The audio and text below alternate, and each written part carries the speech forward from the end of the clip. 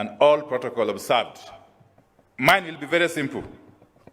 And we are all aware that for investment to happen, for investors to come calling, we need adequate, reliable, sustainable supply of energy. And that is the role that has been bestowed on me by His Excellency the President.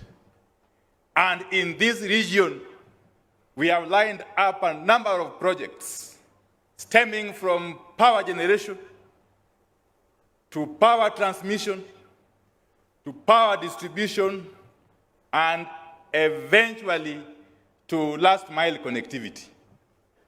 And these projects, we are undertaking them in every county, in every constituency, and in every ward.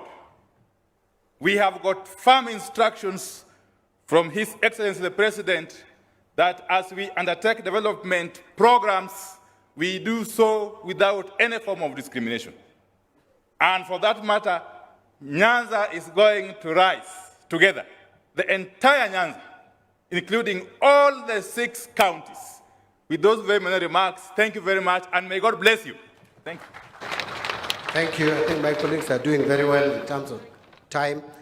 Let me, so that we can hear the program we have for labor and human capital development, the Honorable Alfred Mutua, in a minute, give us an overview.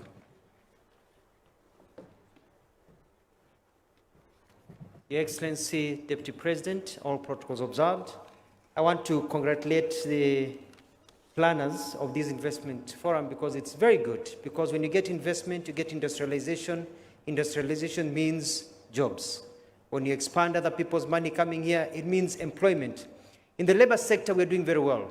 With Kazi Kwa Ground, with what Alice Wahome is doing and the construction that is going on, with Kazi Kwa Mtandao, online jobs are there. I encourage you to encourage all young people to go online and make money. And we have Kazi Maju, whereby we are taking our people overseas because Kenyan labor is premium all over the world. We've got well-educated, well-spoken, very smart, hard-working young men and women who are wanted overseas because, as you know, there are people without jobs, but also there are jobs without people overseas. For this investment forum, finally, is that we are recruiting for overseas jobs at NITA, Kisumu, today and tomorrow. So I urge you to tell your young men and women to come to NITA, Kisumu. We have all types of jobs from nursing, accounting, ICT, home care, hospitality, drivers. Please come and try your luck. Mbele iko sawa.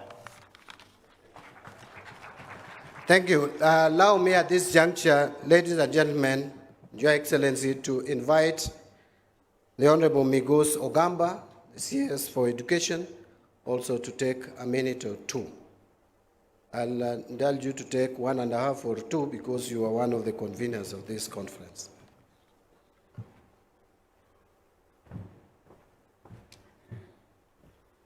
Thank you.